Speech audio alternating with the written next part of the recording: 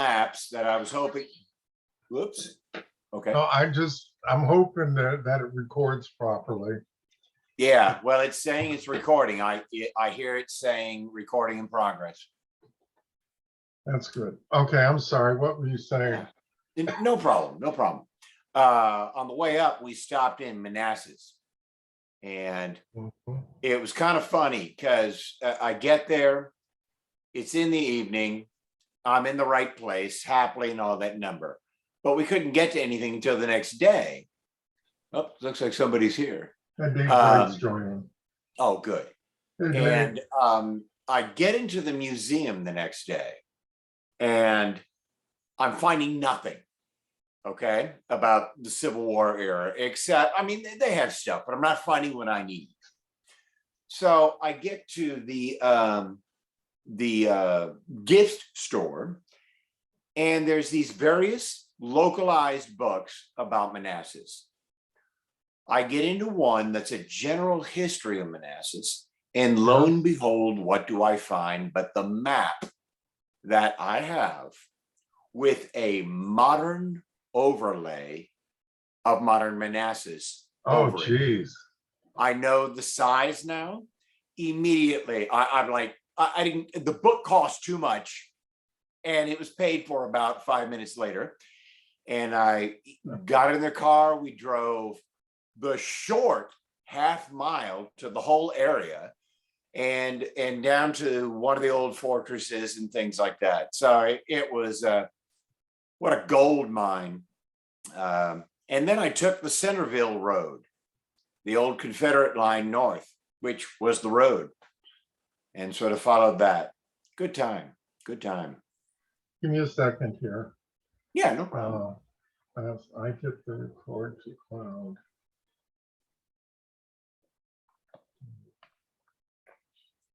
Lord.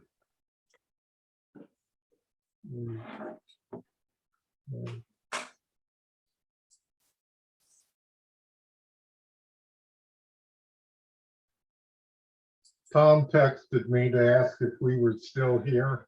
Yeah. That the recording stopped, however, and I said, yes, I hit record to cloud after your recording stopped. So he kind of knows what's up. Good. Yeah.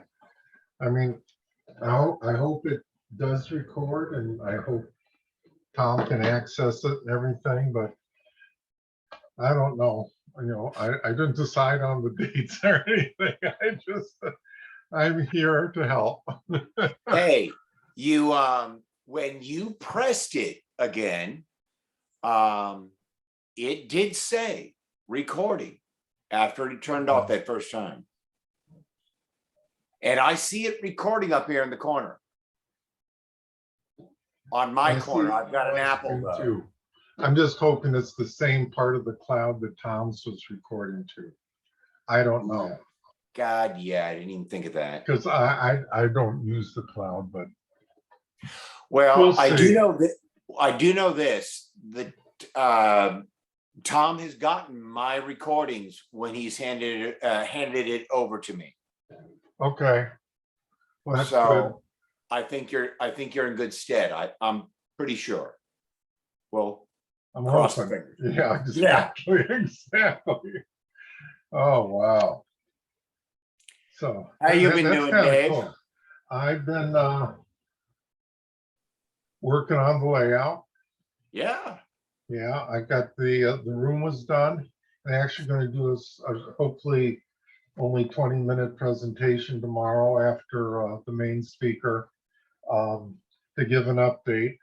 I got the basic bench work done up in the plywood top cut for it. And I'd be a little, I still have some bracing that you don't see at this point. The next little bits that I have to do are things you really won't see. I wanted to have questions for the group about running the bus wire, you know, exactly what it might look like. And also, is it best to drill holes through the 1x4s that are, it's like a 1x4 boxes, 12 module ones, 1x4 boxes, and with a plywood on top of 1/8" Luan plywood. And so I'm not sure if it about drilling through the 1x4s or not. So I'm thinking I thought I'd bring it out to the group, let people kick it around. If there's a debate or if it doesn't matter which way you go, I just have to. I'm going to run the bus and then I'm going to glue and I've got a nail gun or brad gun, and then attach the plywood to each top to each of the modules, so that theoretically, if I have to move or someone comes after me and has to take it apart, they just have to get underneath with the screw gun, unscrew it. Yeah. And the modules can come out and be saved or tossed or whatever. So. Okay. But it's well, great. Fun. It's fun. Who else is here? I'm surprised we don't have more people on already. Well, it's 6:45. You Yeah. got people like me who run it up to the wire and then join. When there's not a desperate need for me to be there, on time. Well, that's what I was kind of planning tonight. Oh, and then I got all these messages and missed calls from Tom. So right. And then he texted me, and I was 10 minutes out from home, and I'm like, okay, I'll get there as quick as I can, because I know, he wants this thing to fly, and if I can assist, I'm sure he's all going to try. That's what we do. We do our Yeah. best. I mean, there are times when we can't, and that's, yeah. It's a volunteer group. You do Yeah. as much as you can. So yeah. And the last Ron's meeting, I so wanted to be there. I got swamped at work, and in fact, that night I was at work right before the meeting started and was finally getting to leave. Wow. My phone in the car in the middle of Houston, it's a mess. And the traffic is so bad, I don't want the distraction of listening and then suddenly and then I'm in an accident before I know it. What city is that again? Houston. Yeah. I lived down in Houston. That's where I met my wife in '77. Right. And it was really bad back then. I mean, 24 hours a day on the loop. So yep. And I come from downtown, slightly east of the downtown area, and I have to pass the loop, which they're of course modifying yet another time, and it's a snaggle fest. I'm thinking in terms of places I know, like the Herman Park Zoo, and Montrose, and all the clubs down there. I essentially, my route is right in between those on what's 59 going to be 69 here soon. Oh, 59. Okay. Yeah. That's how I used to get down to Houston from Chicago area. Wow. Yeah. So fun and games. Oh, geez. Yeah. We lived on Holcomb Boulevard. I think it was 2205 Holcomb Boulevard. Okay, so pretty close to downtown. The Shamrock Hilton was there. Oh yeah. You remember that? That was years ago. We lived in a what had been a doctor owned 3 properties and had a blood bank, and anyways, it was no longer a blood bank, but they rented out different places. And we rented out the 2nd floor of one of the buildings. So it's like a large 2-bedroom apartment or a small house. Okay. And, yeah, we used to get bums sleeping on the building underneath where they were vacant. So, well, there's some strip clubs down the street. It was Yeah, that was the interesting. good old days. Yeah. Yeah, Oh, that Main Street slot there, the hotels by the hour. Because that's where, the hookers were at that time. Yeah. I'm sorry. Well, the Main Street right off of OST, Old Spanish Trail. Oh, geez. Okay. Yeah. Yeah, that was Hooker's Lane down there then. Those hotels were there for the 1 hour business. They were obtaining. Oh, geez. Yeah, good old days. That's it. And so you and Joel ever get together? He's down in Houston. Well, I'm not sure what's going on with that. I emailed him. He emailed me back. I mean, like right away. And he, okay, good. And I said, I'm the guy who did the Manassas. And yep, it's me. Okay, great. And then I emailed him about hooking up during August at a train show. And Okay. he never responded. Okay. And I reminded him again as it came close. And so I guess, I don't know. I'm not sure what's going on. There's supposed to be there's another gentleman in Newark who Tom put me in touch with, who's into Civil War railroads. So, I was all excited. The guy was, he was kind of on death's bed, it looked like, when I met him at a train show. And I Yeah. tried to follow up with him, but I haven't heard anything. So it's a little frustrating, but we've got the group, so that's the good thing. Yeah. And if I don't think Joel is spurning me. I think there's something getting lost in translation through email. I don't know. We'll figure it out maybe. And if we don't, we don't. What can I do about it? I mean, Build your layout. exactly. That's what. And and I've got an update on that. Yeah. When my father was alive, I had a certain amount of space. Father's dead now. My wife walked into the room last month and goes, "What are you doing?" Well, I've got this plan here for that. Use the whole room. And so now I'm like, oh, okay. And so I'm having to rethink the whole layout now. Oh, no. Yeah, I'm actually thinking of sticking with what I have because I really like it. And then add an extension onto it. Add just a loop so it can come around or something. I don't know. Yeah, so gonna have to kind of rethink things again, and yeah.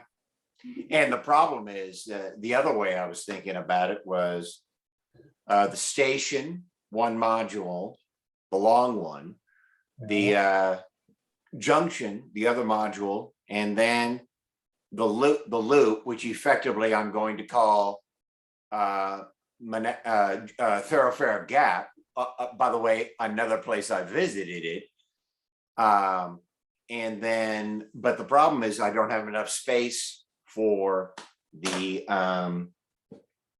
junction.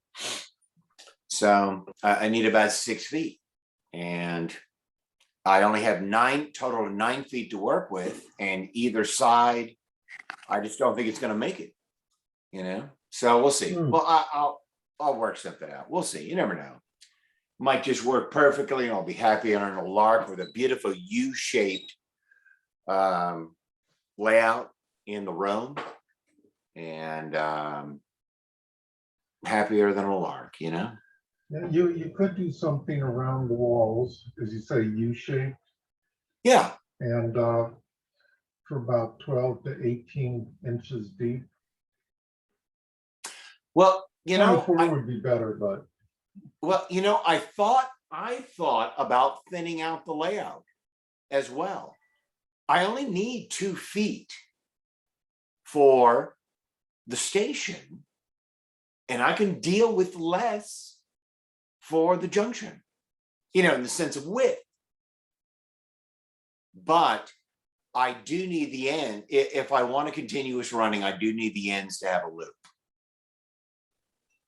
So I need to make some decisions, you know, and watching Ron's layout, his is just 3 times the size as mine, but the same triple-sided situation, you know? So I don't know, we'll see. And I love what he's doing with that. I went to Martinsburg on the way home. Okay. And but I only went to where the roundhouse is, you know, that area. Yeah. That's all I did. And the Bell Boyd house and all that. Never was loving that because I'm into Jackson's 1862 campaign, and seeing Bell Boyd's house was a plus. So yeah, and so I like what he's doing with that. That's great. But I'll look forward to yours tomorrow. Thank you. I see Paul has joined us and Sam's joined us, and there's Dan sitting there doing, I'm not sure what he's working with. Trying to figure out how to pay my eBay invoice. Ooh. Oh, what did you get, Dan? By the way, good seeing you. 2 flats and a boxcar. Oh, okay. What for what? BTS, Mantua, what? No, I'm working on right now. You know, I'm shotgun. I'm scattered all over the place. So these are 3 1914 to 1918 German freight cars for World War I layout I'm working on. Oh, neat. Neat. In TT gauge. How big is that? 12 millimeter gauge. 1/120th. Oh, thank you. I'm sorry. Okay, yes. Think of it as end gauge that you can see.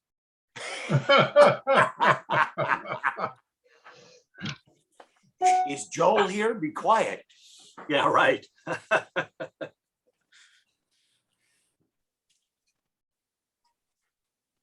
Hey, Charlie. Hey, Howdy. Charlie. Good to see everybody. Yeah.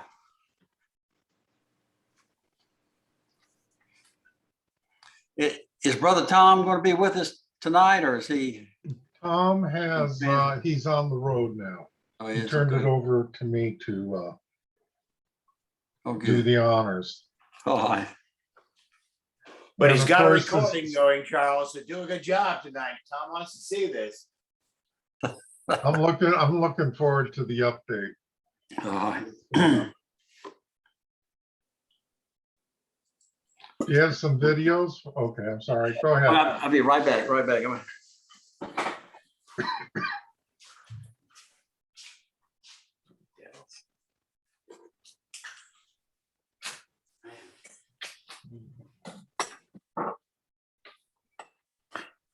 Yeah, I've got a couple of videos, kind of fun, in the slideshow.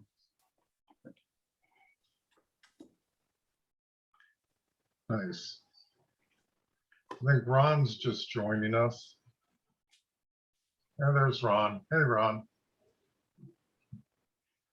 How's it going? We were just talking about you. Uh-oh.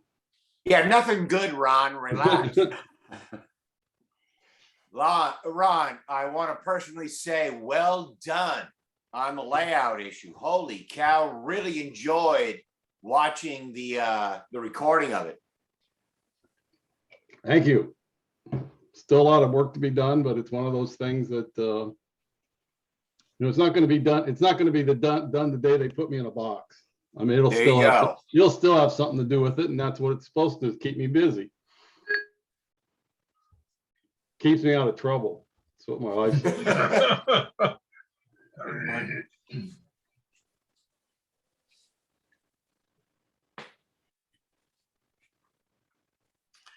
Ron, I think that that corner scene that you're talking about where there's a mill run in different elevations. I think that is going to be an incredible scene. Yeah, I'm looking forward to it. I think it'll be, I'm doing all kinds of research about how they actually, build mills and photographs of mills and what information they can find. And, the actual engineering that went into building those and diverting streams and all that kind of stuff. So yeah, it's interesting. I like that aspect, the research and such. So John, what's the building in the background? that's Old Main, which was the first building. I teach it. I'm a professor at Eastern Michigan University. Oh, okay. And a number of years ago, I wrote a history of the university. And so in the process, I gathered I have a whole archive full of photographs of the institution throughout the years. And that's the original building that stood on campus in 1849. Actually, it was constructed in 1853. The university opened in 49, burned down on 3 different occasions. And finally, at the 3rd time in about 1904, they decided to raise it. And it's now just a big empty lot with a historical marker that says where it was located, but that's what that is. And I put it up there when I teach class, and I just didn't pull it down and put a more appropriate railroad background in.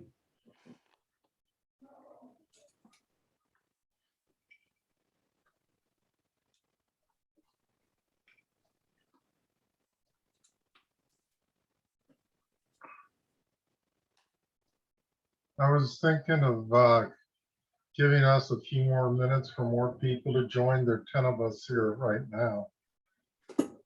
Sounds like a plan, DC. Is that okay with you, Charlie? Oh, yeah. Okay. Ron, I went to Martinsburg this summer. I just saw the Roundhouse area across from the Bell Boyd House. Yeah. Oh man, it made it even better when I saw your layout and where you were planning on going. And it was funny because you took a couple of pictures. One of the bridge that you were talking about that came across that parallel road to the Roundhouse. And I was wondering if that had anything to do with the old road, because the bridge is new there, obviously. Right. And so I was like, hey, I wonder if that's a part of the old one. And of course, you confirmed it. No, it was definitely indeed a part of the original road. Yeah, when I for a long time, I've been down there several times to visit the historical. They have a little Berkeley County Historical Society, and they have a really good people and a lot of fun to work with and visit with. And I remember sitting there one day with one of the guys from the Historical Society and said, so, because I still hadn't really located it yet. Mm-hmm. And this was early on. And I said, so where was the bridge originally? And he said, it's still there. And I went, what do you mean it's still there? And he said, yeah, they just took the stone and such that they used from the original bridge and buried it in the when they built the ground up, and they just left it buried there. So he said, it's still there. It's just buried underneath all that earthwork that they built to put the new bridge in. Yeah. So they use it as the rubble to act as the fill. And then I'm sure they transported a lot of other, but the stone walls you see now, the bridge is inside there. Okay. So it's buried. So it's like, he goes, that's where it, and we were, the Bell Boyd House is where the Historical Society, and he kept pointing, it's right down the road. It's right down. I said, well, where do you mean specifically? And he said, the bridge that goes over Burke Street right now. That's it. That's where it is, and it's still there. And he said, you just can't see it. Well, I was running underneath it looking for the Roundhouse, and finally I saw that road to the right after the bridge, heading north. Yeah. And I was like, I sure hope this is it. And of course, we got up that slight hill, and there it is. Yeah, it's neat. Hey guys, how you doing? Hey Dave. Hey, Dave. Charlie, I understand you're the star of today's show. But you made me what I am today, Dave. That's all I don't know if that's bragging or complaining. Oh no. Oh man. That's I'm glad you're here. I really am. I'm sure it's a brag, Dave. Mhm. Yeah, it's kind of fun once in a while to see all you guys because I've known some of you now for a lot of years. DC, Yeah. Charleston's had time in Towson. Is that the first time we That's met? for the first time in Towson at one of the shows. You had a little table with a display. Yeah. You and Tom. Yeah. He was deadly sick. Wow. God, it must be Yeah. 20 years or so. It's been a long time, you know. Mhm. We've been in, what, today's 2021? Almost, about 2 decades. 20 Yeah, I would years say we've been somewhere in doing that this. range. No wonder I'm getting slower than I used to be. Yeah, well, I blame it all on gremlins. They they infest my house and, you know, they hide shit all the time. I can't find stuff. It's the gremlins. 'Cause I'll move a piece of paper and there it is all the time. So they had to have planted it. Exactly, exactly. Well,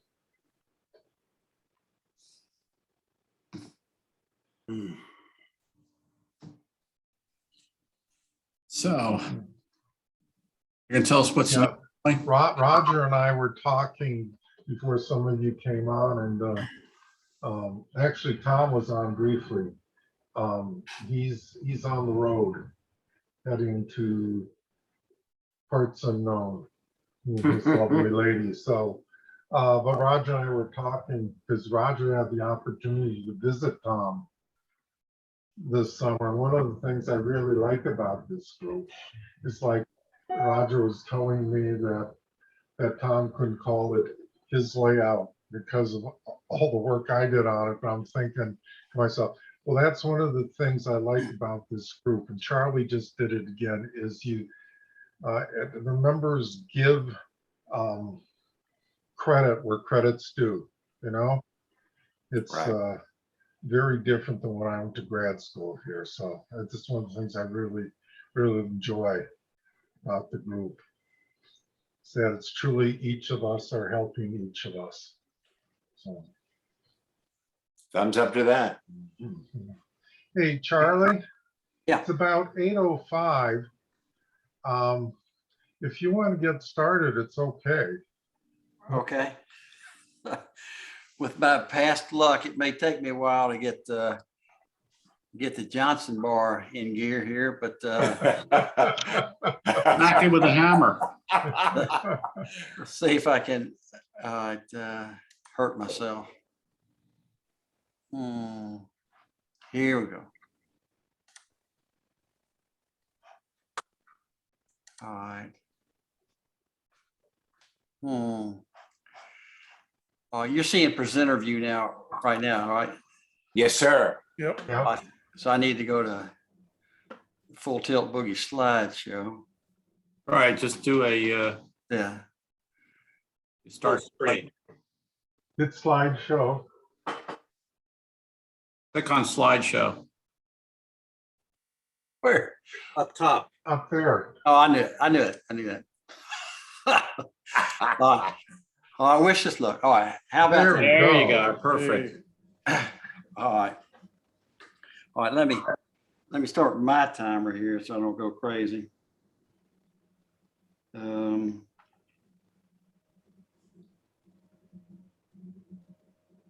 Okay. Well, it certainly been a weird time, I know, for everybody, and kind of change, where lots of people coming in and out, and lots of other support. This past year and a half has kind of turned the Memphis and Charleston Railroad into what at first I thought would be like Outpost Charlie, but it's actually kind of become my briar patch. I really enjoy the time I get up to the train room. So it hadn't been as bad as I thought it might be. But I want to give special thanks to several folks. One, to my brother Harold, who, when I need some special engineering and machining, he's always there with his lathe and milling machine. This is one of his little current projects to make a live steam engine. So he's he's made this from scratch. And then my good buddy Charlie Curo, that several of y'all have met at previous meetings. Here he is working on the Chattanooga Peninsula. Tom had come down for a couple of days, and this was taken 2 months before the 2016 meeting. So we had a lot of things to do before that meeting, but it's a great time where a lot of people pitching in. But Curo was my longtime medical illustrator, turned railroad man, and now unfortunately it's a full-time fisherman. But maybe, no pun intended, we can lure him back to railroading. And then some of you have met Will Shirey. This is my nephew. He went to a couple of the annual meetings, Atlanta and Chattanooga. And anyway, he's a talented artist. He's done the entire 200-foot mural around the room. Murals are his specialty, but he's really good in 3 dimensions as well.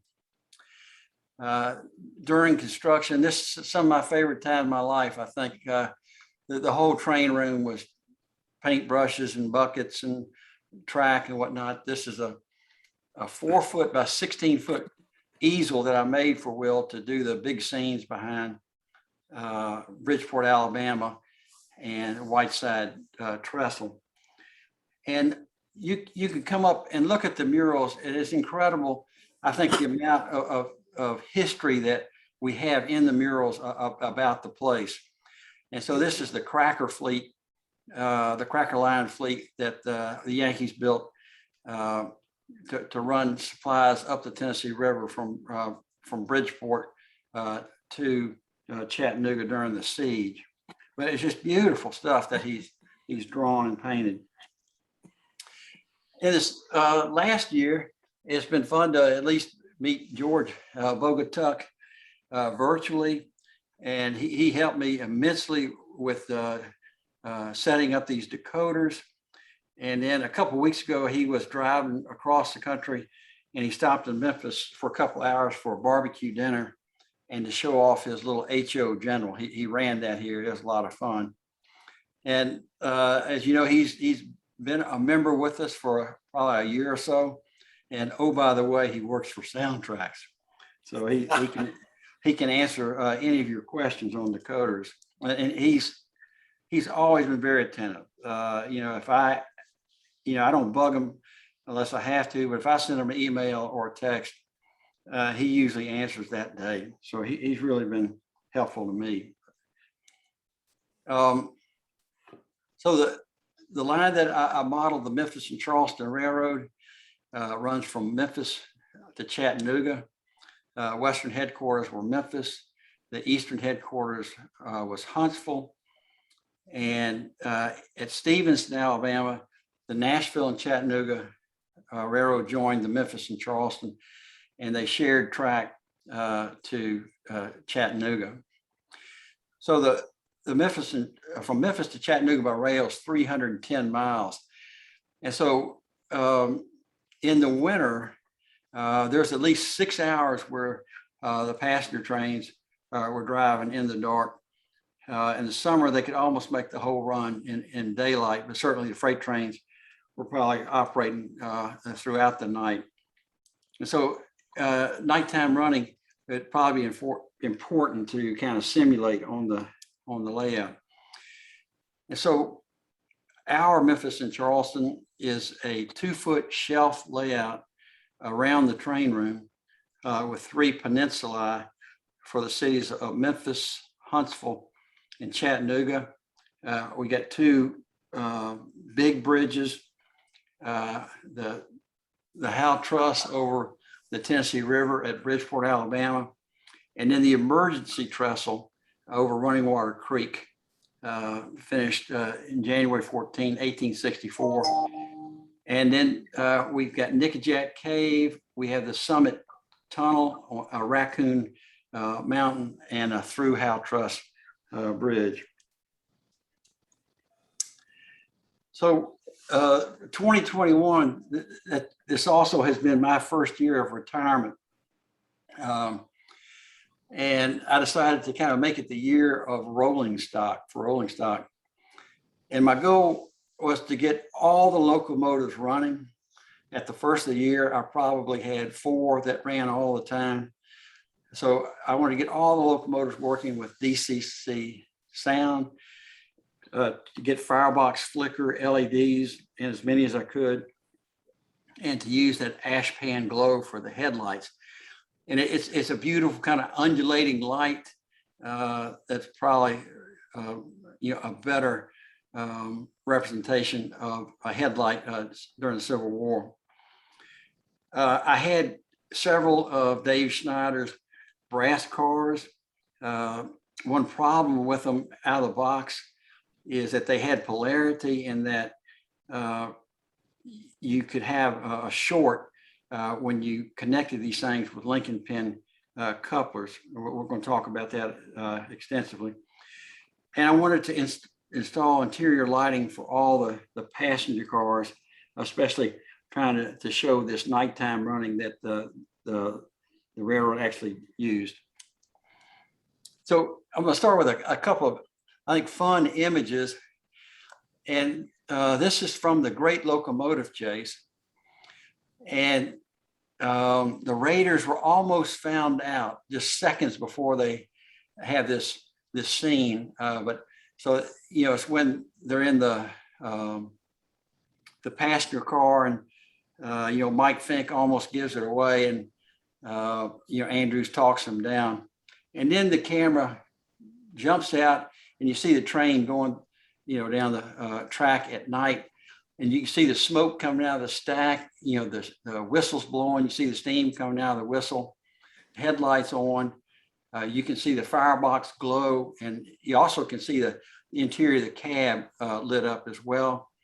The freight car, baggage car is lit up, as well as the passenger car. So it's just a beautiful scene of a kind of primitive 440 at night. And that night train to Marietta from the movie. And also from the Great Locomotive Chase, one of my favorite scenes is the teenager, Henry, stoking the Texas. He's cooking Slim Pickens breakfast on the firebox door. And this is right before that famous line, "Here's your coffee, Mr. Bracken." But it's just a great scene. It just shows this huge fire going just inches away from them. So, it's like the train is alive.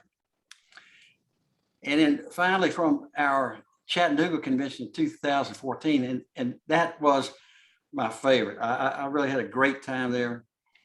We got to ride the steam train through Missionary Ridge. And so a very famous railroader is in the far left seat. You'll see him in just a second. And I'm filming this thing right behind the engineer, and I'm hanging on for my life.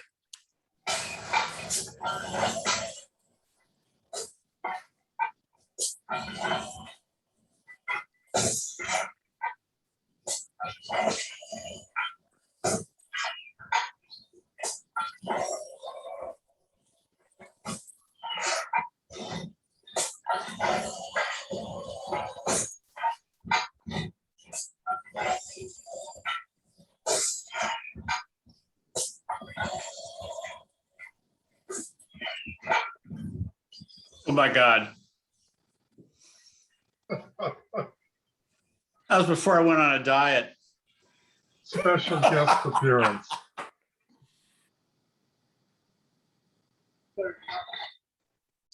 Oh, that is such a great scene. Yes, that's the world famous Dave Schneider over there in a cushioned seat, and I'm hanging on to some iron bar, straddling the tender and the locomotive, trying to film this. ARHIP. All right, so Dave will correct me when I'm wrong. I'm sure I'm gonna be wrong if I talk too much, but I was made aware of his locomotives, I think about 2005. And I was planning an HO layout at the time. I said, I don't need another general. I got a couple already. And then he just kept coming out with these unbelievable locomotives. And so about 2008, I threw up my hands and I started buying some of his locomotives and brass cars. So I didn't get them all at once. I mean, he didn't offer them all at once. These things came out, I think, Dave, right until about 2013 or 14. But anyway, I ended up with several 440s, some Camels. I wish I had a lot more Camels, and 2 Moguls. And so I needed to eliminate some electrical shorts. I also had the start, stop phenomena that I finally figured out. Some of these engines had already had decoders put in. I had to replace one burned out one. I was hoping the harness was intact, and it was.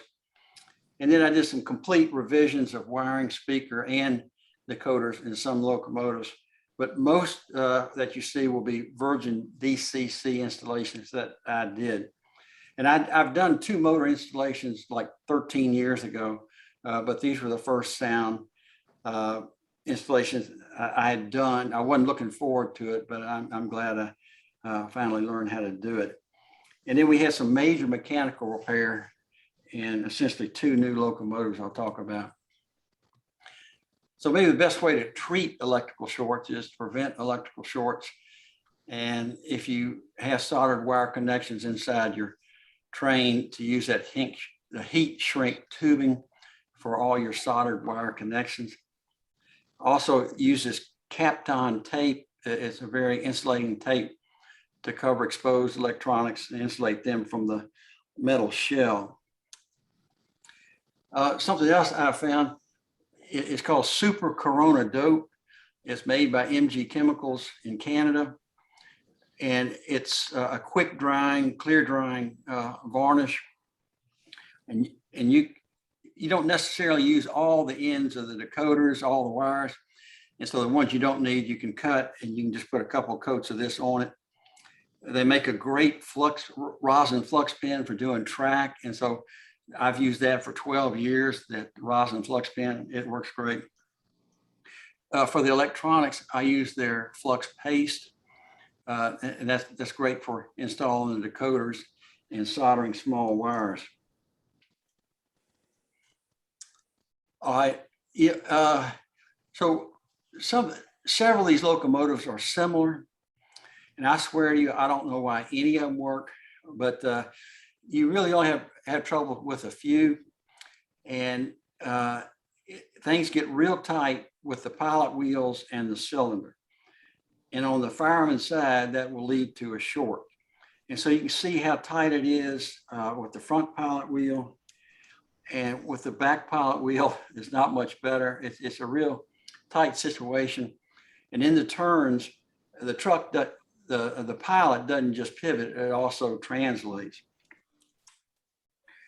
Looking from the bottom of the train, you can loosen these screws and you can adjust the pilot fore and aft. And sometimes you can reach a happy medium with that adjustment. If you can't, and you're still sparking against the cylinder, I use that dope to paint the inboard rims of the fireman's cylinder. Okay, can y'all see my cursor there? Okay, but where the arrows are pointing, you can put a couple of coats of paint. I guess it would be heresy, but you could conceivably take a Dremel tool and take some of the material away. I hadn't had to do that yet. All right, and the other place you get shorts, and again, all these locomotives are similar, and you wonder why all of them don't short, but they don't. And so it'll just be a couple of them, and it will be between the engineer side insulated wheel and the tender truck side frame. And so this is not a locomotive side frame. This is a freight car, but still to show how to fix it, you take a thin plastic washer and put it between the insulated wheel and the side frame, and that'll take care of that problem. And sometimes they have to be pretty thin because there's not a lot of space there. I had a couple locomotives, and again, some of these things had already been worked on. had installations that I'd paid for that really weren't very good. But invariably, if it does that start, stop, it's because the locomotive grounding screw is loose. And so one of the screws on the bottom will be where they connect the grounding lug, for the engineer side rail. And sometimes you have to clean it with a brass brush and tighten this screw. And in the right picture, you can see the grounding lug that'll be placed over one of the screws. So this is during the installation of the decoder. And here you see this LED here will be behind the firebox door. This LED will be bent down into the ash pan. Another thing that's been helpful for me is made by Allied Electronics, and these terminal block connectors. They're part terminal strip, but they can also be used as a power distribution bus. And you can decide how many of the terminals you want to be common. It has internal and external jumpers. You can cut these to length. So, and they mount easily with a couple of number 4 screws. And on this one, I've used the internal jumper and made all 20 poles of this terminal block connector the same.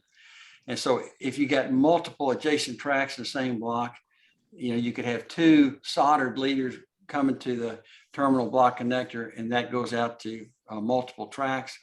It's great for roundhouse tracks, and I use it on my programming station. So here's the programming station. Now, people as savvy as George Bogatuk, they do a lot of the programming on the fly. I like to put if it's an engine, I like to put it on this little track. And if it's the decoder, before I put it in the engine, I like to do it down here on this board. Sorry. On the right side here, you can see just a simple DCS 100. That's like one of the first Digitrax stations. And then there's a programming throttle. In the early days, you had to use a preamplifier when you're setting these decoders up.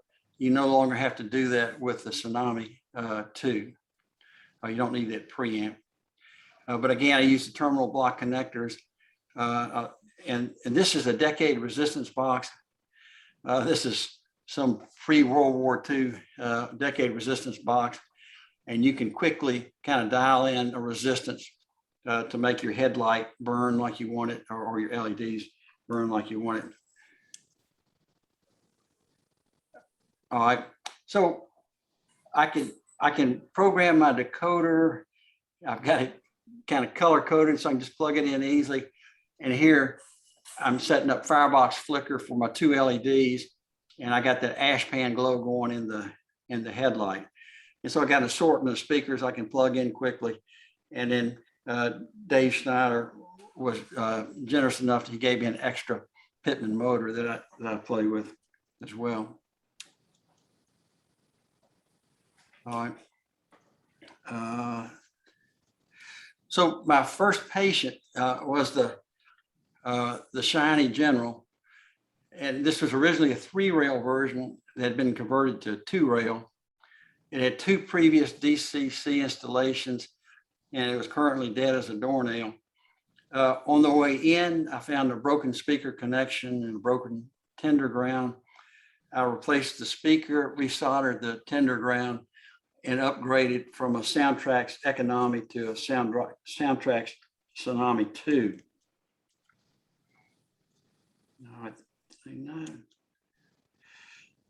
All right, here we go. So this is the underside. Like I say, originally it was a 3-rail, and I think this on-off switch, Dave will correct me when I'm wrong, was on-off switch for the Sooth smoke generator. Yes. Okay, and so obviously I just got the 2-rail version, but we use those holes to let light out for the firebox flicker.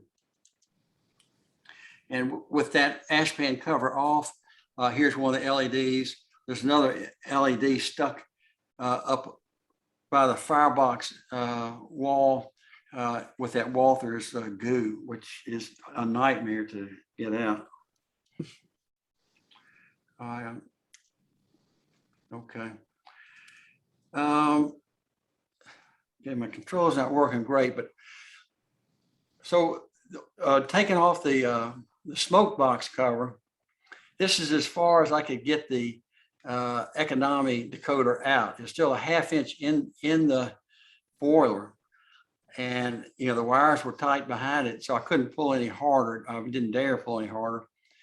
And so I finally got some surgical instruments. I used a couple of Alice clamps to stabilize the base of the plug and was able to get the decoder out. I don't want to do it again. And then I plugged in the Tsunami 2. I reused the same electrical leash from the current speaker and to the Keep Alive. You can see this broken wire on the Soundtrack's 1-watt speaker. So George told me that you can't use the Soundtrack's 1-watt speaker with the Tsunami 2 decoder because it's a 2-watt audio amplifier. And I'm gonna play a little movie that illustrates that if you do that, the speaker starts out okay, but if you play repeated noise through it, especially the grade crossing, that long, short, long, it just fades to 0. That's what you're going to see next.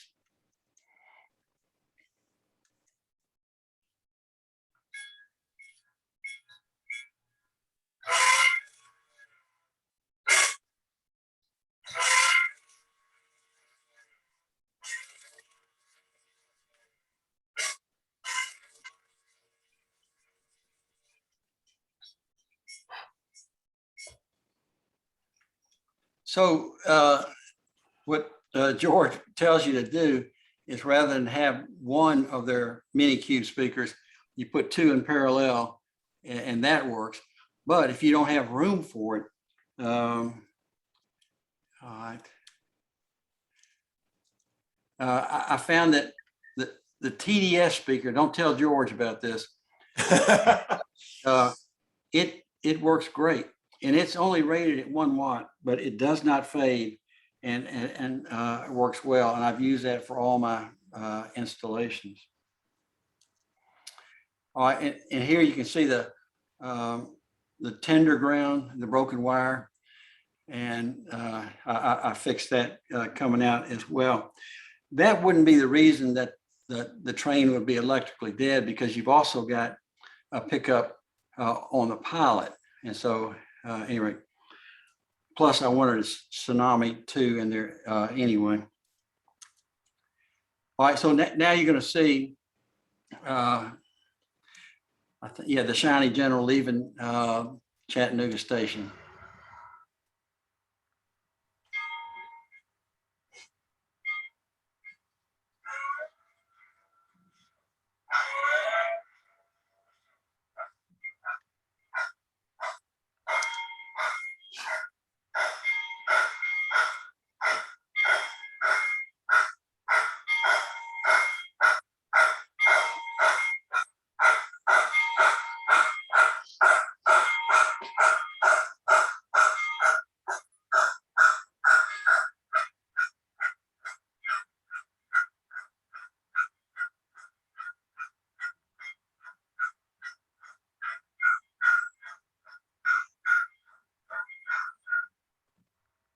If that won't melt your heart, nothing will. All right. So my first version sound decoder was on the General McCollum, and I actually bought this one from Charles Sebula 3 years ago. And Dave, I think it's right, he was associated with Ironwood Models, and y'all did some wooden kit at one time. Yes. Right, and this was kind of a cut above. It had engineer side wipers on the tender, And I'm telling you, these locomotives, they just bring you to tears. They're just so beautiful. And these boiler bands, I mean, it's beautiful brass boiler bands, but they circle around the boiler and then they're folded back inside the boiler underneath.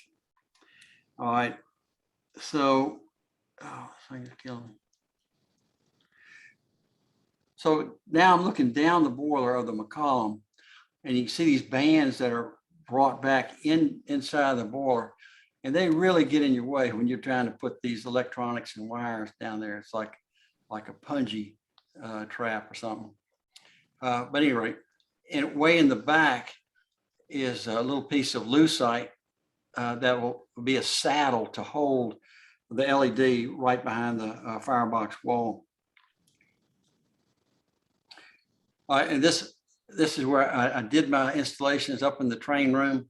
I put a thin sheet of plywood over the ping pong table to protect it.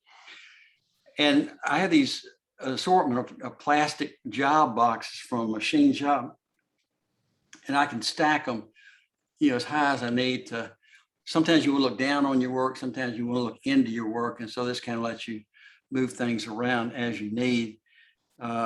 And I finally got a nice soldering iron. I got a Weller solder station that I needed when I did these decoders.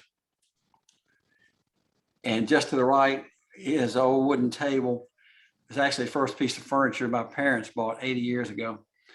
And a little drill press and my perennial iced tea.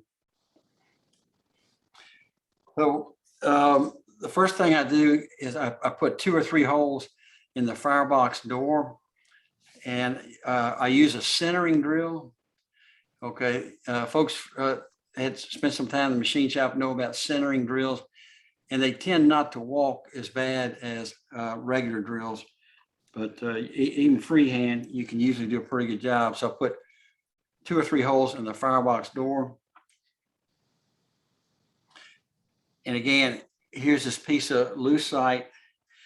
This, I don't know what this tab is for. It may have been to anchor that Sooth smoke machine, but it was a great thing in these locomotives to put this little saddle here to rest the LED on.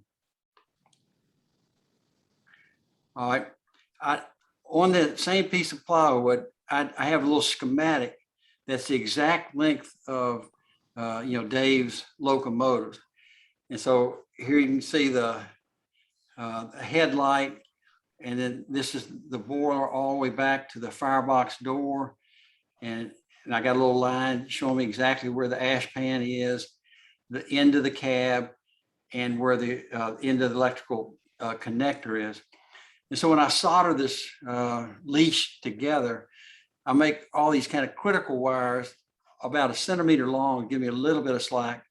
And obviously the speaker wires and the headlight wires are a couple inches extra length.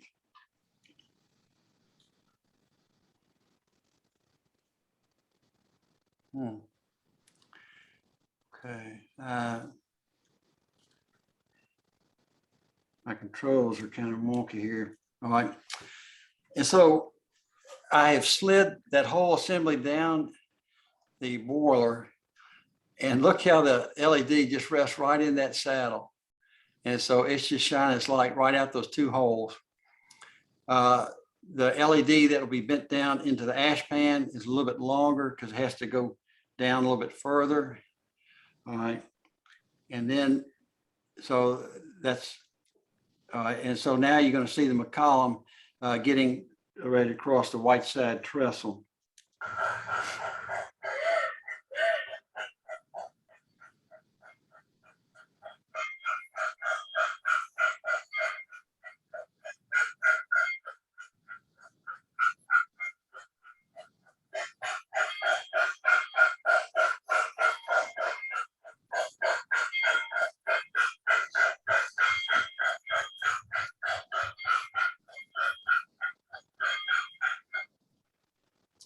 So I have several grandkids, and my grandsons just go nuts up there on the layout. I have to watch them like a hawk. but there's just no telling how they'll arrange all the Army men from, 1 week to another up there. They have a great time. And this is my first virgin camel installation. And so I'm gonna say Dave commissioned and started the camel project. And at some point they're taken up by someone else. And Dave told me, he said, keep your eye out. You may see these things come in under some other name. And so I was lucky enough to get a couple initially and really lucky to get 2 more later. But I tell you, it's like these things have been dropped out of an airplane. This is how it was coming in. And they're all like this. The tender trucks, several of the axles will be knocked loose. So, anytime I have to rebuild a truck, I'll gauge the wheels. A lot of these things were tight, and so you can open them up just a little bit. And when you're putting it back together, these are spring-loaded truck screws. And so I'll put a little piece of drinking straw over the screwdriver to keep the thing from kind of popping out as you're trying to get that first thread to go. And so rebuilt the tender trucks.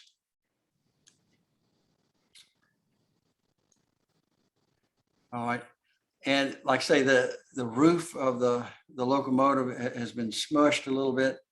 I'm not sure how I'm gonna fix that.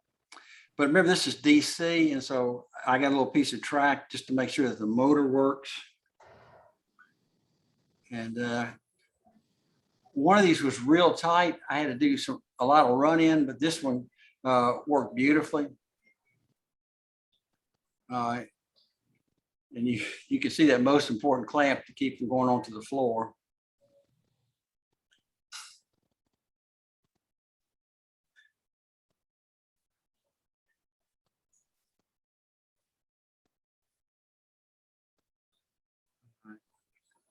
And again, that you can see that the side pipe is popped loose. And had to fix that. So with the shell removed, there are 2 wires coming from the motor.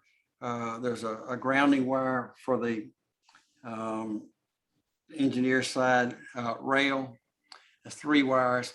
And then I wanted 3 LEDs. There's a hole in the frame. I'm not quite sure why it's there, but it was nice that an LED fit exactly in that hole to put the firebox flicker down on the track. And then I put an LED up each of the coal chutes. So that's 6 wires plus the 3, so 9 wires in that leash leading back to the tender. I didn't use an intermediate plug. I guess you could, but I didn't. And then once you get the thing kind of provisionally wired, I'll do a test run just to make sure that the forward direction for the decoder is in fact the forward direction for the train. And that's what you're gonna see in this movie. And so there's that firebox flicker.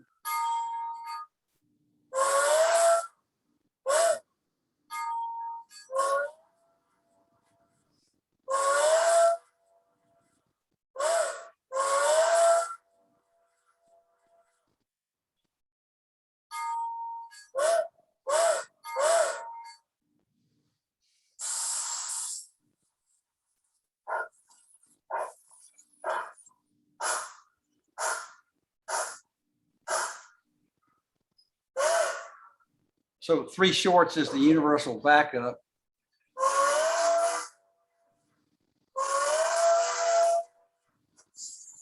And 2 long is the universal forward. And those are both programmed in the decoder.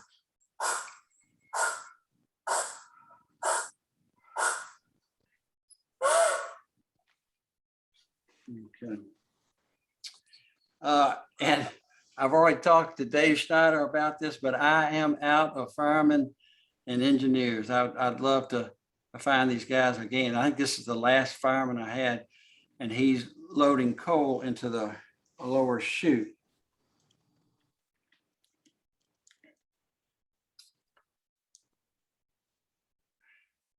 On one of the camels that doesn't have coal chutes, I put a very thin LED directly behind the firebox, the lower firebox door, and that's how I got some firebox flicker on that model.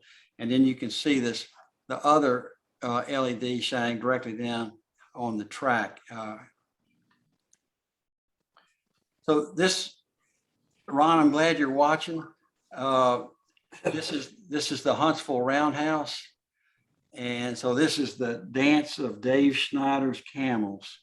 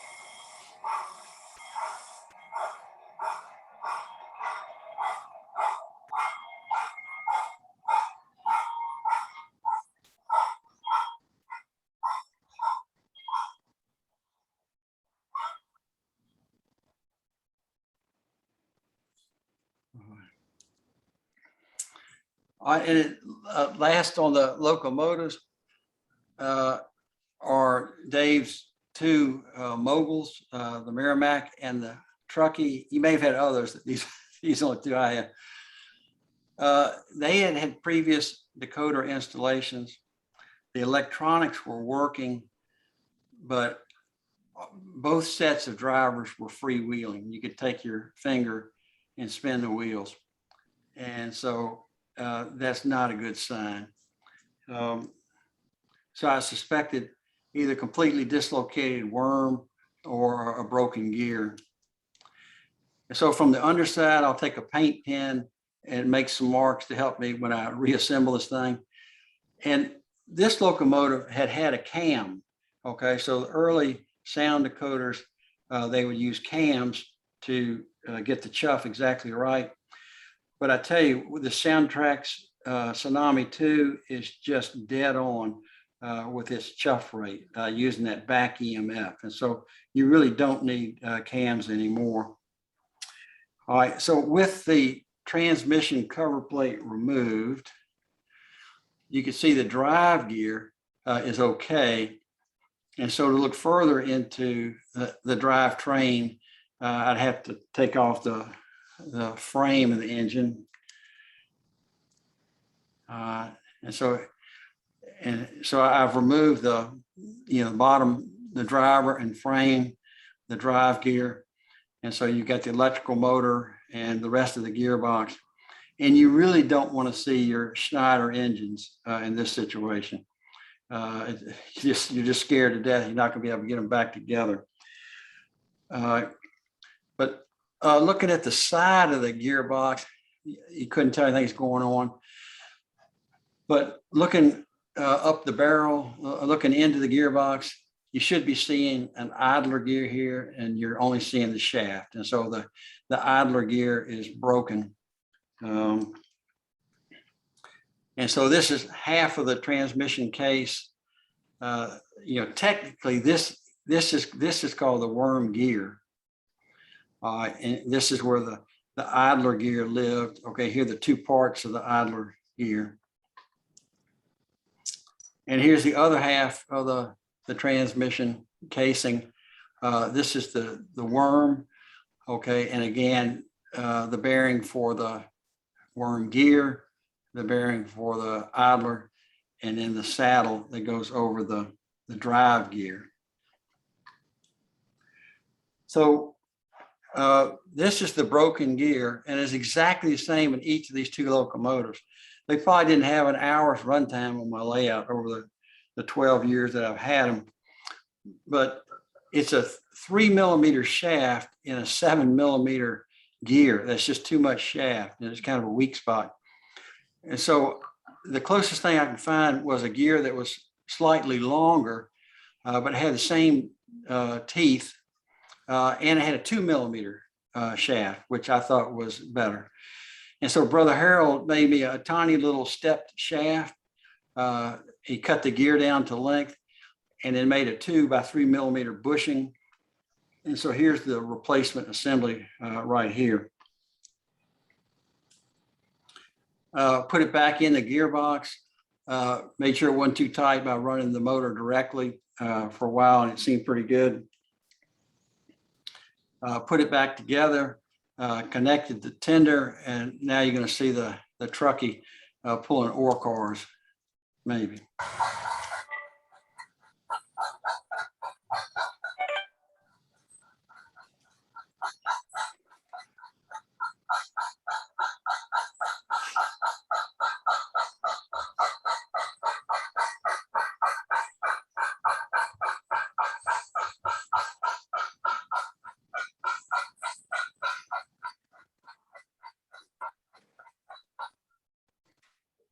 And I think it's kind of fun. A few weeks ago, we had the presentation about the V&T Railroad. You remember that? Tongue in cheek, he was making it into the Virginia and Tennessee Railroad. So I'm kind of continuing that tradition to use that as Virginia and Tennessee. But Dave, we know what the real truth is on that. One of the other things I want to do with the locomotives, some of the like the General and maybe the Texas had wood loads to begin with, but some of the other models had the molded plastic logs. I was hoping to improve on that. So I use cypress branches. They split easily. The bark's pretty stable, and you can weather it a little more if you want to with lifetime wood treatment. And I made logs that were between 24 and 30 inches long scale. And I did some neat stack, some staggered stack, and random piles. I kind of like the random pile, I think, the most. I used Allen's wood glue to attach these to plywood shell. So the plastic load comes off with 2 screws. I used that opportunity to weight the tender with another ounce of lead. So these tenders, with everything in it, they weigh 19 ounces. And so anyway, that they can pull several brass cars. All right, here we go. So here's the plywood shell. There's 2 pieces. I join them with CA glue and use bookbinder's tape to reinforce the corner. I made some primitive 2 millimeter metric nuts out of some aluminum slugs and glued those to the plywood and then painted kind of a base gray. And so here's kind of a neat stack on Dave's Atlantic at Stevenson, Alabama. I think it looks real good. This is the Shiny General with kind of more of a staggered stack. This is the Chattanooga train shed. But I think this is my favorite look. I think is a random pile on the Witten, and this is at Nickajack Cave near the water tower. If you think about it, if the engineer and fireman are the only people at the loading station, it's going to be the fireman out there just chunking this wood into the back of the tender. I think the engineer's got other things to do rather than to neatly stack the wood. That's just a guess. And you can see this the wonderful firebox flicker there. I don't have any more firemen and engineers. Hopefully Dave can find me some, and I'll get some people in the cab. All right, now I want to talk about getting more brass cars going. So from the factory, these SMR brass cars, 4 wheels on one side, 4 wheels on one rail or installed for 4 wheels on the opposite rail. But one set of 4 wheels was in continuity with the body and therefore the Lincoln pin coupler. So you could couple these things up reversed and have a dead short. And so you can have a short loco to car or car to car.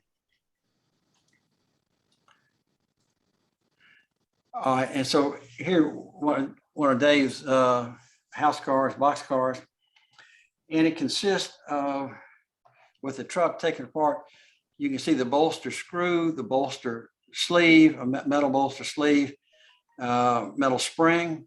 It passes through the truck frame, through a brass washer, and then screwed into the bolster on the body of the car.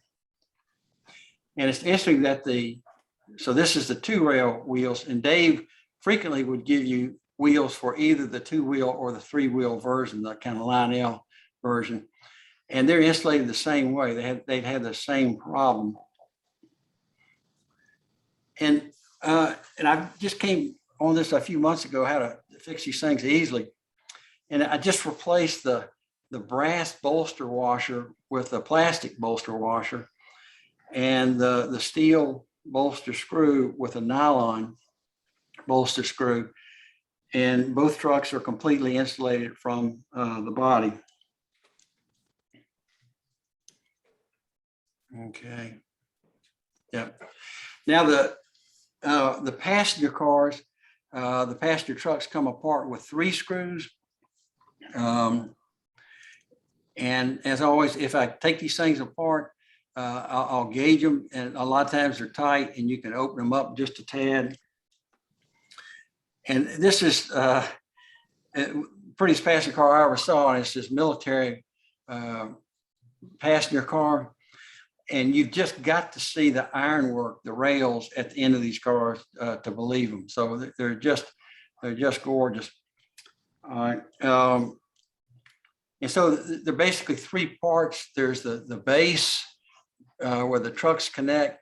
There's the compartment with the seats, the stoves, and the bathroom. And then the top shell that has the windows and the doors.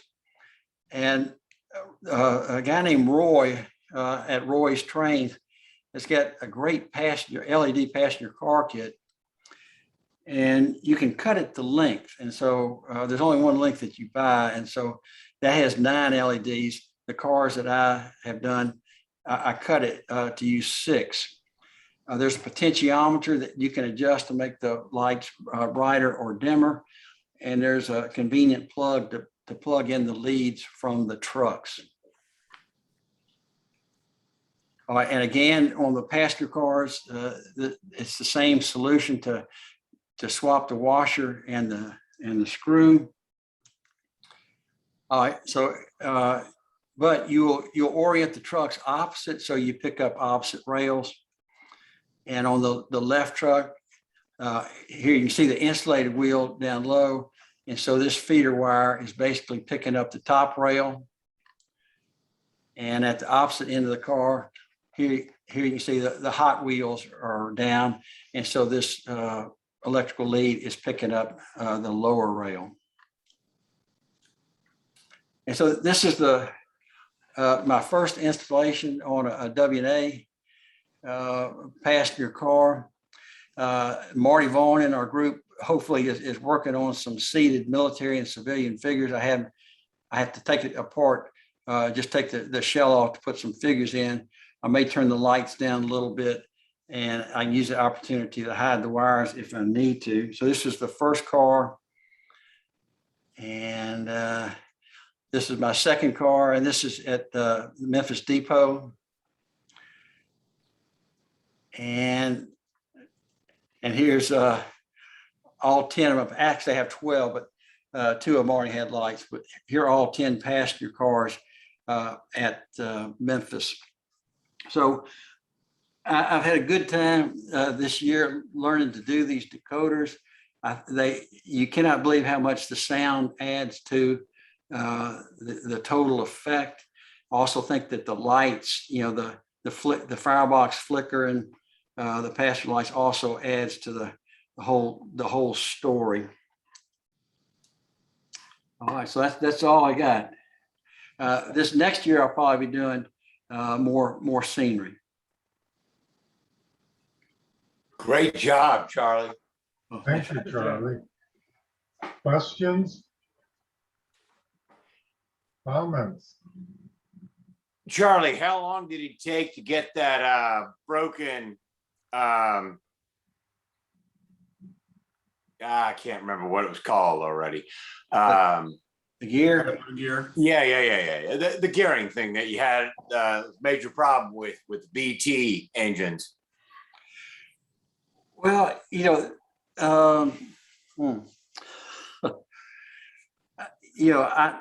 don't know what to say about the design of the thing. I mean, they're just incredible. And I just think that you ended up with the hub of the gear that's a little too thin, and it's a plastic part, and so it will have stress in it. But anyway, hopefully the fix is all we need. I've run them pretty extensively since, and that's good. If I could have found a metal gear, I think I probably would have used that. But if anybody has a gear problem, let me know, because it is a whole different world of nomenclature. We think we know about gears and teeth and whatnot, but the metric gears are different from the English gears, and actually that what looks just like an idler gear is actually a worm gear. Okay, so the worm was a left worm. The worm gear is right. The first idler is left, and the drive gear is actually a right worm gear. And they get into this mod, this MOD, which is a little bit like pitch diameter if you were an engineer before. But so anyway, if you have a problem with gears, let me know, and maybe I can get you. I ended up getting it. Dogs. Oh man, who's the big custom or the railroad supplier? Northwest. Northwest. Short line. Short line, yeah. So anyway, but I'm telling you, when your searches lead you to Alibaba or whatever that is, and you're looking at Korean gear manufacturers and you're having to order 10,000 at a time, you keep backing up till. So that one little plastic gear costs $10. I mean, you're talking about alchemy. It's model railroad. Mm-hmm. And I know that Ron Flowers loved those B&O coal cars. I'm actually working on the coal loads for those cars with Brother Harold, and hopefully within a couple of months we'll have some coal loads for that. Are those Steve Cox's? Those cars? Yeah. No, those are Dave Schneider's. Those are. Wow. Yeah, they're incredible. They're really. Yeah, they look awesome. Yeah. Mm-hmm. Yeah, every time I look at your layout, I question, was HO the right way to go? But Dave's not producing them anymore, so. Well, that's They're awesome cars. that is the reason I left HO, and so at least I had 1 decade with Dave. So that's all. I'd like more, but anyway. Hey, Charlie, have you thought about seeing if you could get a 3D scan of one of those gears and have it printed in something like brass or other type of metal? Well, I had Brother Harold online, and we were at the point of ordering a cutter and making a brass gear when I found that gear is called a Mod 6 left hand worm gear, and that's exactly what I needed. It had a different shaft, but I think it works out better with doing a 2 millimeter shaft and just cutting it to length. So I needed 2 of them, ordered 4 in case we boogered up 1 or 2, trying it, but we actually, the first 2 worked. But yeah, you could cut your own, but the whole gear is only 7 millimeters wide. I know Jerry is into 1 millimeter shafts and things like this on that end gauge and whatnot, but this was small enough for me. Yeah.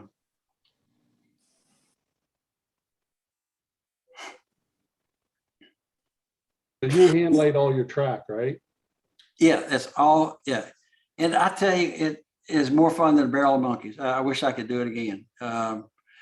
It's using the fast tracks system. You know, I presented to the group before, but it works very well. And then all the turnouts, they're point turnout, but I've made stubs, and I may do a Nashville Peninsula. You know, I would lose my pool table, which would be fine, but there'd be a chance of going down the staircase playing ping pong. So anyway, if I do another peninsula, I'm gonna do Nashville, and that's got like a half dozen three-way stubs in series. It is a beautiful track work, and so I probably use stub turnouts for that. So are most of your turnouts stub, did you say? No, they're all point, but I've Okay. made some three-way stubs and they work. But So did you lay those right on the sub row bed? Because I like the effect you've got in terms of them just being laid on the ground. yeah, they you know, originally I had intended to put all the track about 4 inches above the table, so I could easily have negative scenery or positive scenery.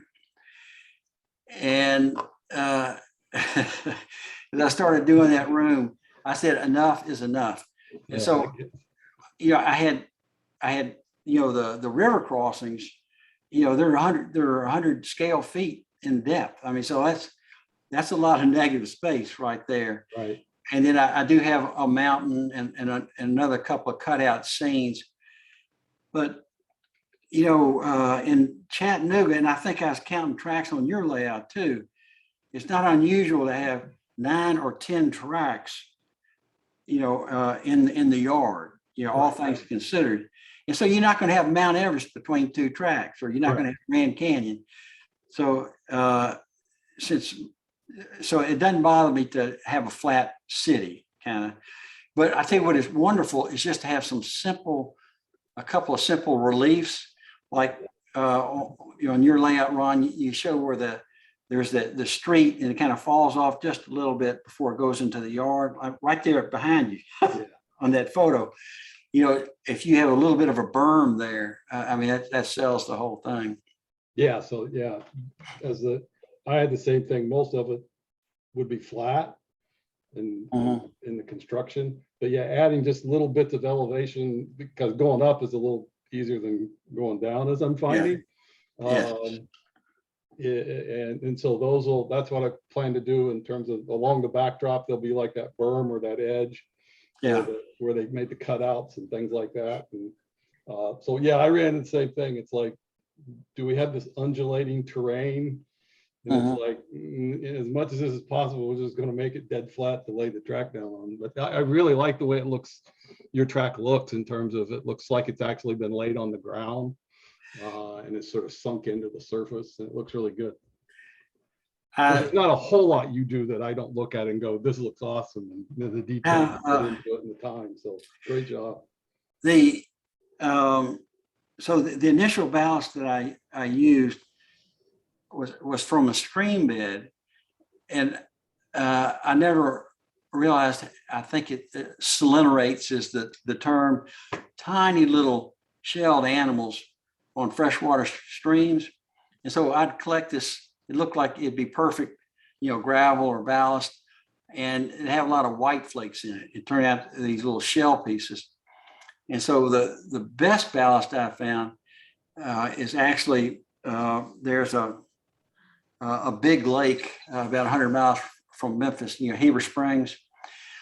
And so the stream is a couple hundred feet down, but the lake shore kind of washes, and this old gravel. And so there are no selenerates in it, you know, none of these shells. And it just is, and I got a seed sifter, from a garden center.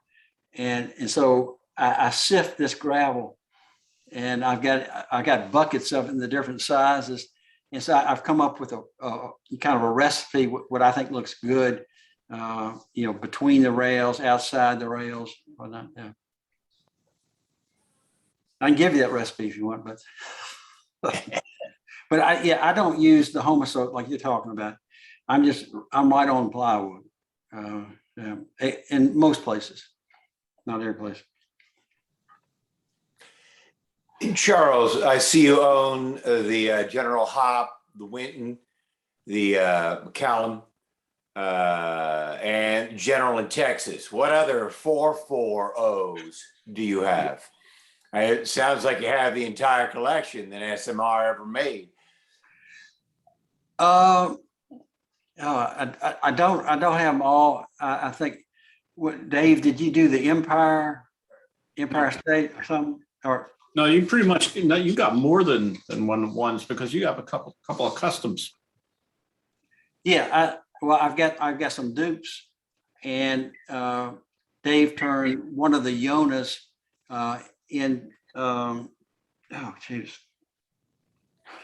I haven't seen your moment here. Into the Lookout. And so the Lookout was actually a sister locomotive of the Yona. And it was the last locomotive to escape Huntsville when the Yankees came to town. So, but yeah, I hope I got every Civil War era that he's got, but I hope that he goes back in business and does it again. Got to win the lottery first.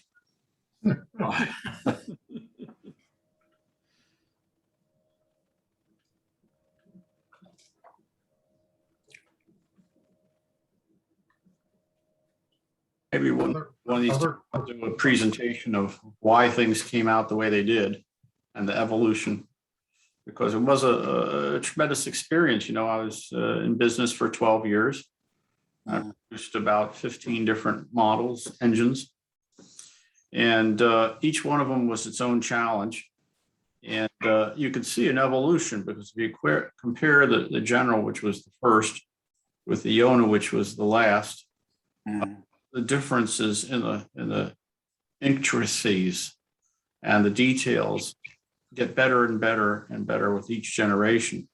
Just the evolution of the tender loads. First tender load in the General was this piece of brown painted plastic. I sent an actual wood load over to Korea and said, this is what I'd like to do.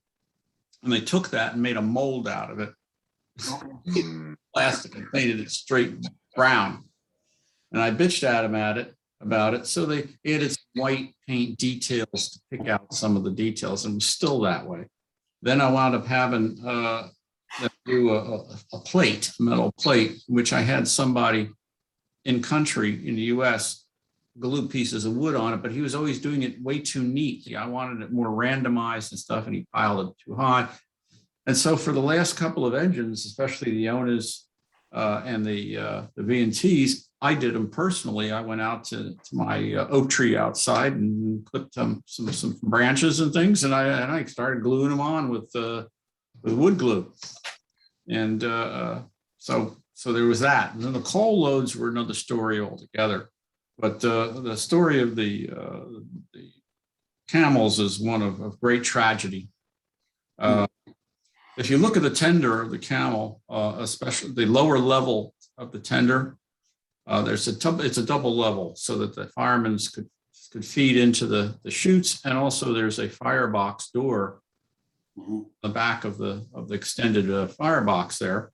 He was supposed to be able to feed it there. That was supposed to be just a thin little platform with two raised edges. Instead, they made it into a solid block like that.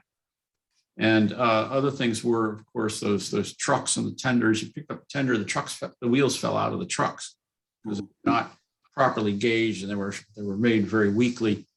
So that was another frustration. There was cold joints and things. This was a different builder than I built all the rest of my engines. And I was trying to, be able to increase my production. And the result really was that models didn't meet my standards for what I had to price them at. And I rejected the whole shipment, and they kept all their money that I'd given them thus far, and it almost put me out of business. But I managed to survive that one. And then they sold it off to a jobber down in North Carolina who sold them off at a price below what my manufacturer cost was. That was a long, sad story, but that taught me some important lessons about who to trust and not trust over there in Asia. And, the thing with the gears and the problems there, I'm kind of appalled by that. But the problem was that other than you, Charlie, and Bernie, huh? Bernie. And Bernie, I don't know anybody else who even runs the things. So I would do a test like the problem with the electrical contacts. I wasn't even aware of that until you talked about it today up in the Masons, because my test track was straight. And I went back and forth and back and forth, and everything looked great. So I said, okay, great. And I packed it up. So I didn't, my personal layout, quite frankly, down in the basement was a toy train layout. And so I couldn't test 2-rail engines. It was all 3-rail stuff. And I came from the 3-rail world. And so I didn't think about, all the different nuances. I remember when the prototype camel came in, and I took it over to a local train club in my area in New Jersey where I was living at the time. And we hooked up some of those metal cars to it, the hopper cars. And it started shorting through the couplers, because the coupler bodies were metal and the links were metal and the pins were metal. So all of those became live. And that's when, because I simply didn't even think about that sort of thing because it wasn't my world. And again, there wasn't enough people to tell me. So it was difficult to work with and get this stuff right. So I concentrated on what I knew, which was the external appearance. Well, Dave, I can tell you, it's a blessing that you did what you did, and all the problems with it are just minor. I tell you, they're incredible works of art. They really are. Well, it gratifies me that when people do say that, but most of them were shelf queens, and most of them never been operated. It is also gratifying to see that people still want it, but I tried to produce some more trucks because a lot of people were buying my trucks, and I sent off to Korea recently to get an estimate as to cost to produce 100 sets of trucks, and I was going to do HO trucks too, and the estimate came back, and even after I chewed them for a while, it still was at the point where it would have cost like quadruple of what I was charging before. And so I just said, well, I can't just do this anymore. And the person who made the figurines for me apparently is no longer on this planet. So there's that problem too. So Harley, if you ever find any, I don't have any spare. I didn't even keep any for myself. Figured, okay, no problem. If I want some more, I'll get some more. Well, I was wrong. Well, I'm wondering if I can pull off, I got them stuck down with canopy cement or something like that. Let me make a recommendation to you. Find a company that produces figurines, okay, and see if you can give them one of your pieces and say, "Well, you make me, a bunch of these," because it's basically spin casting. Okay. And it's, Britannia metal, which is basically lead-free pewter. And some of them are actually just plain old hot metal. And it's all in the painting. Okay. There are companies out there that also can do 3D scans of your figures. And again, you get the STL file, and you can get them printed at some place like Shapeways. It's another possibility. I didn't even think. I'm not sure how I've never done it. I was beginning to look into it with HO. Some figures that I did a bunch of surgery with to get them in different poses that were not combat poses. And I've never followed through. It's been about 5 years ago now.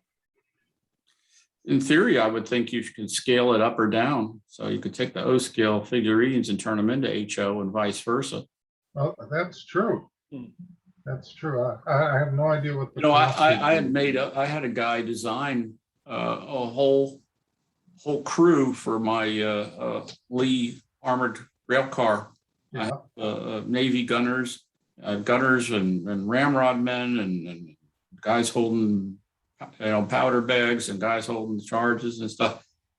And I just got a handful of them made, but then the guy was like so flighty, I couldn't rely on him to produce anything. It took him years just to give me couple of prototypes. So maybe if somebody is interested in those and there was a way to do that scan, then maybe we could produce those.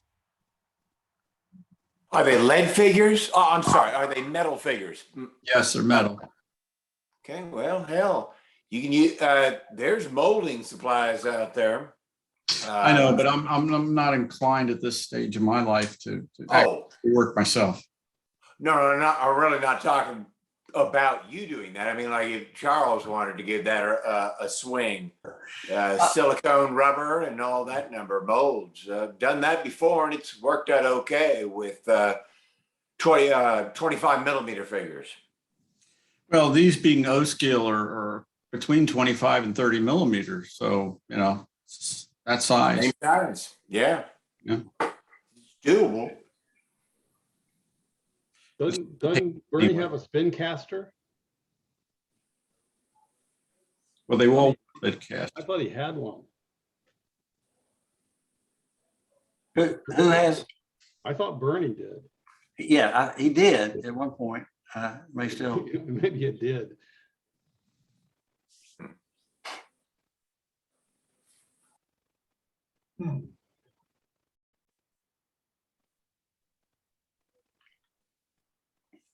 Well, if anybody decides to make duplicates of my figurines, I have no complaint. Go ahead. Man, wait till I tell my wife, baby, I'm gonna be making money out there in the train room. You know what they say about making a fortune in the train business? A small fortune in the train business to start with a larger one. I've heard you say that before. Yeah, well, it happens to be true. I saw this great T-shirt, and it said, "I've spent a lot of money on model trains. The rest I've just wasted." Yeah. Mhm.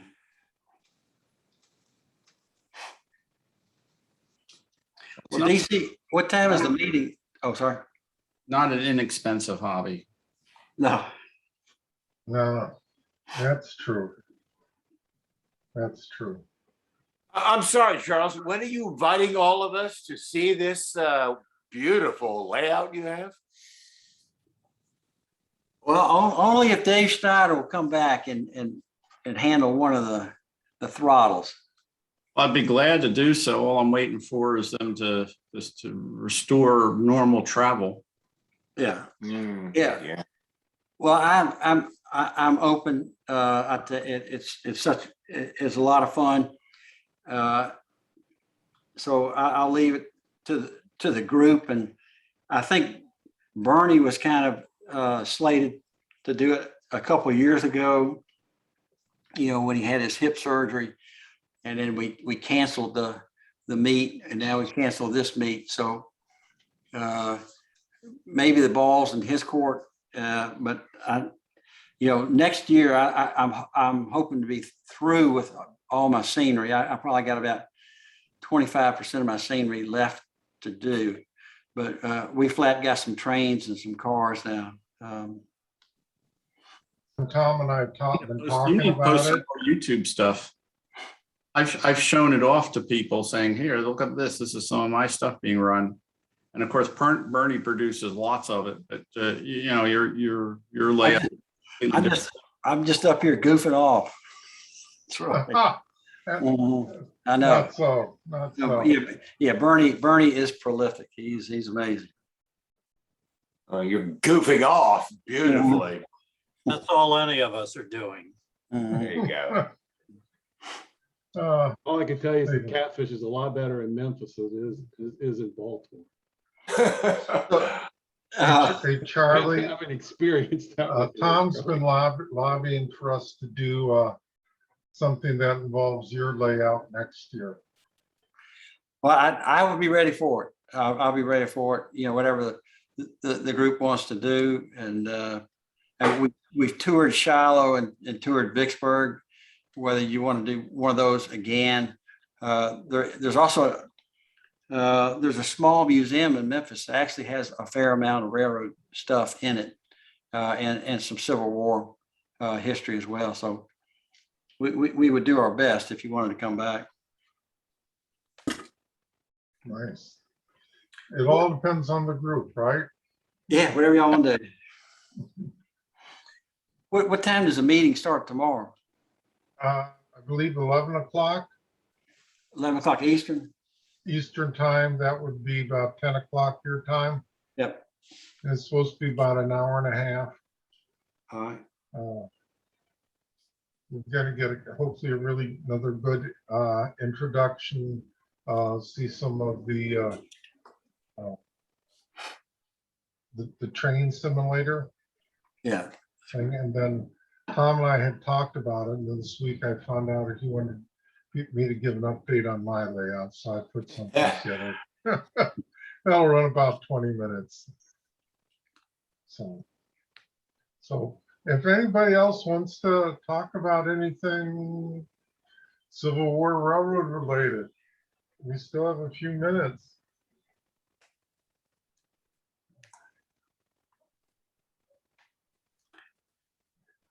Ron, I have a question for you. You know, it seemed like you were worried that the old roundhouse might have been in a different location than the current roundhouse. And you know, I've thought about all the lead tracks to a roundhouse and how much trouble it is to change that. I would think it'd be just like Atlanta. You know, you see those photos of the completely destroyed superstructure, but they're still turning trains. Yeah. Yeah, the only thing that gave me pause is there is a map that shows some different locations, but when I talked to the archivist, they've actually gone out into the property and looked for foundations, because that's one thing that wouldn't disappear. I mean, of all historical structures, oftentimes what they can really find are foundations to buildings. And they've not located foundations where that map says things should be. And so they've kind of reached the conclusion that the artist, and it was a map maker for the US military, took a little liberties and may have distorted it a bit. But yeah, the alignment of the two photos, the one that I have there and then the current one, is like, I can't believe they would, even if the superstructure was destroyed, they wouldn't reuse the foundation and reuse the pit and the turntable and anything else they could salvage to build another. And all the lead tracks into the roundhouse, they're not gonna move those. Yeah, those didn't go anyplace, and and he didn't actually tear up track other than destroying the bridges. He didn't actually come in and tear up all the track when he came in, and so most of that was left intact. They stole all the equipment and the machinery and gutted the facilities, but they and burned down the roundhouse. But from what I can tell, that most of the trackage in that area was probably because they needed to move stuff back and forth, and it wouldn't have made sense for them to destroy all of it until they started hauling it down the Winchester Road and taking it to Winchester. You know, it's interesting to me that at least in Tennessee, it's kind of like the Southern folks that work on the railroads or own the railroads were thinking this thing may not last long, and there's no need to get carried away and tear the place up.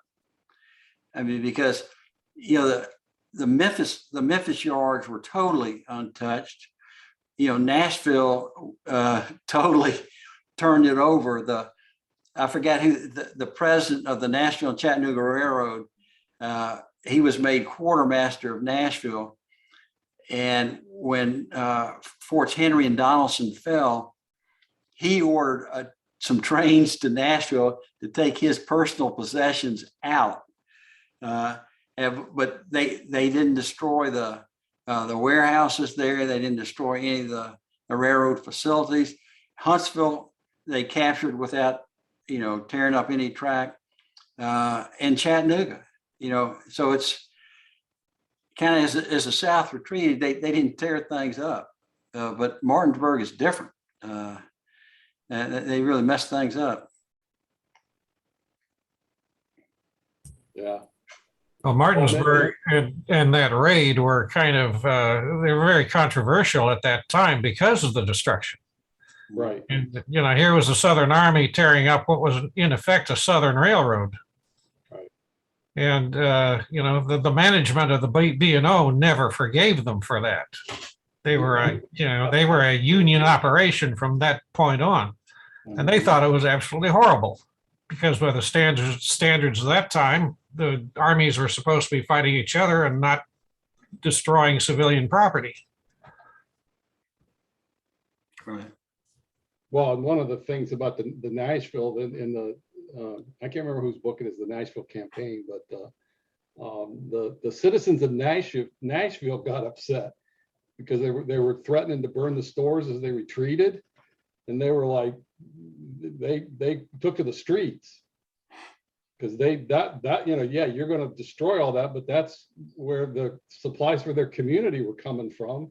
And I can't remember the author of the book about the Nashville campaign, but yeah, the citizens weren't very happy with the idea. And so I would suspect that in some of those other cities, the same thing would have taken place, is that, you know, destroy their stores and then leave the community without food and supplies and material. Wouldn't have been something they would have been pleased about.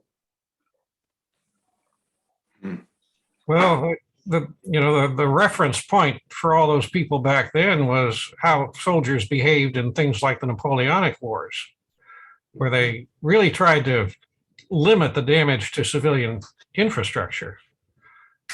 Again, you know, the armies were supposed to go out, find a battlefield, do their thing, but they weren't supposed to destroy civilian property or even steal.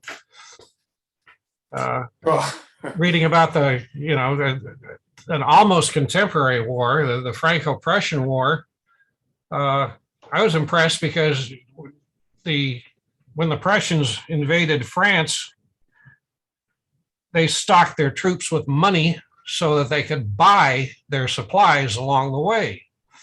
They were actually supposed to go, and whenever they took something from a French civilian, they were supposed to pay for it. Their morality for fighting a war back then had totally different reference points from what we're used to. Something like total war was just kind of alien to them. You know, again, that's why the burning of Atlanta was such an atrocity, because it just had not been done that much before.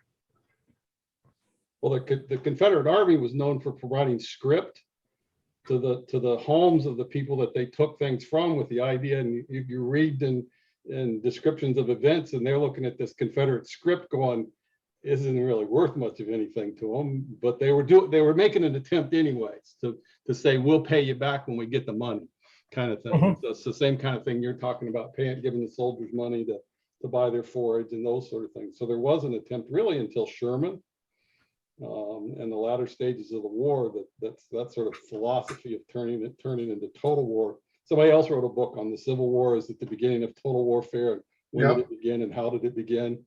And so, yeah, it was a real tension, which, you know, obviously escalated with Sherman's march to the sea and the burning of Atlanta.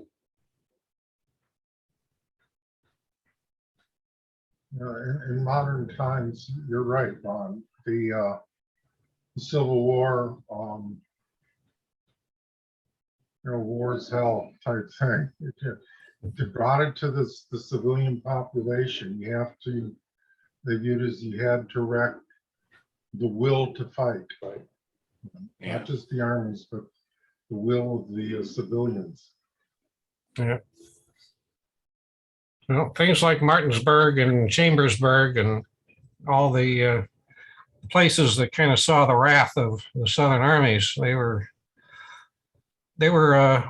big news items back then for the destruction of civilian property.